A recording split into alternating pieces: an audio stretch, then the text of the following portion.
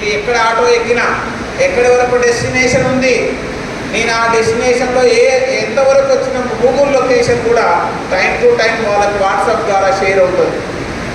మరి ఇది ఎంత మంచి అప్లికేషనో చూడండి. సో డ్రైవర్ సోదరులు కూడా మీరు ఇది పెట్టుకున్న తర్వాత ఎక్కడ కూడా మీరు మిస్బిహేవ్ చేస్తే ఖచ్చితంగా చట్టరీత్యా చర్యలు తీసుకోబడతాయి. కాబట్టి మీ తోటి సోదరులందరికీ చెప్పుకోండి.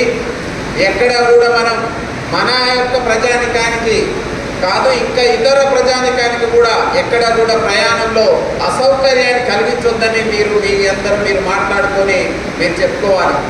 ఇంతకుముందు మిత్రుడు రమేష్ రెడ్డి చెప్పినాడు, ఆటో డ్రైవర్ అనేది మీరు చాలా వాళ్ళ జీవన వృత్తి కోసం ఎంచుకున్నటువంటి వృత్తి. వాళ్ళు పొద్దుగాల లేస్తే నైట్ పడుకునేంత వరకు వాళ్ళ కుటుంబ జీవనం కోసం ఆహారాత్రులు కష్టపడి వాళ్ళు ప్రయాణికులను చేరవేస్తూ ఉంటారు. దీనికి ఎన్నో అనుబంధాలు ఉన్నాయని ఇంతకుముందే చెప్పాడు. ఒక పరీక్ష పోయే విద్యార్థి సకాలంలో పరీక్షకు రీచ్ కావాలంటే ఏదో ఒక ట్రాన్స్పోర్ట్ సిస్టమ్ కావాలి. అందులో మనకు ఎప్పుడూ అందుబాటులో ఉండేది ఆటో. ఒక గర్భిణీ స్త్రీ సకాలంలో హాస్పిటల్కు తీసుకోకపోతే ఆమె ఆరోగ్యం రక్షించబడుతుంది. మరి ఆ సకాలంలో తీసుకుపోవడానికి అనుక్షణం రోడ్డు మీద అందుబాటులో ఉండే ప్రయాణ సాధనం ఏంటంటే ఆటో. ఒక ప్రమాద బాధితుడిని, ఒక క్షతగాత్రుడిని సకాలంలో హాస్పిటల్ తీసుకుపోయేటువంటి ప్రయాణ సాధనం ఆటో. ఇదే కాదు, ఏ ఆపద వచ్చినా మనకు అనుక్షణం ఒక ఫోన్ కాల్ దూరంలో ఉండేది మన ఆటో. ఈరోజు ర్యాపిడో అనో, ఓలా అనో, ఊబెర్ అనో ఎన్నో ప్రయాణ సౌకర్యాలు వచ్చినప్పటికీ లోకల్గా ఉండే వాళ్ళ యొక్క ఆటో వాళ్ళ యొక్క అస్తిత్వం, వాళ్ళ యొక్క గుర్తింపు అనేది ఎక్కడికి పోదు.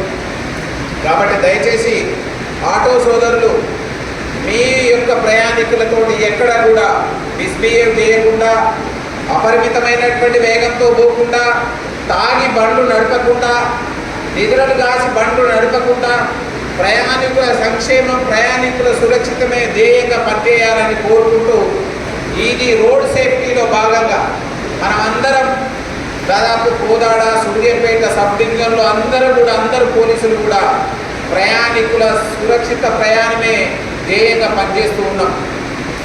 ఎలైవ్ అనేటువంటి కార్యక్రమంలో తీసుకున్నాం. ఈరోజు మీరు ఉదయం మీ ఇంటి నుంచి బయలుదేరి మళ్ళీ కాలేజీ అయిపోయిన తర్వాత మీ ఇంటికి పోయే క్రమంలో మీ అమ్మా నాన్నకు మళ్ళీ భద్రంగా రండి బిడ్డ అని చెప్తారు. మీరు కూడా ఏముంటుంది, ఎవరమైనా మనకేమైనా ఇబ్బందులు రావాలని ఇక్కడ కోరుకోం. మరి అదే ఎలైవ్ అనేటువంటి ప్రోగ్రాం మనం ఎంత సురక్షితంగా మనం ఇంటి నుంచి బయలుదేరినామో మన గమ్యస్థానానికి పోయి మళ్ళీ అంతే సురక్షితంగా ఇంటికి రావడమే ఎలైవ్ అనేటువంటి ప్రోగ్రాం యొక్క ఉద్దేశం. ఈరోజు డిఫెన్సివ్ డ్రైవింగ్ అనేటువంటిది ఒక కాన్సెప్ట్ వచ్చింది. ఏంటి డిఫెన్సివ్ డ్రైవింగ్? ఇది డ్రైవర్ సోదరులు కూడా చాలా జాగ్రత్తగా వినాలి. డిఫెన్సివ్ డ్రైవింగ్ అంటే మనం ఏదైతే డ్రైవింగ్ చేయడానికి ఉపయోగిస్తున్నామో ఆ వెహికల్ చాలా ఫిట్గా ఉందా లేదో చూసుకోవాలి.